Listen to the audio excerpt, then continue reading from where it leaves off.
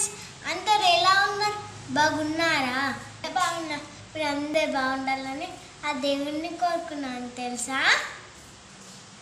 ఏంటి షాన్వి స్కూల్ యూనిఫామ్లో ఉందా?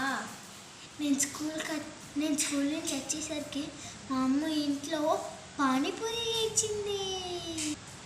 తిందామా? రండి చూడండి.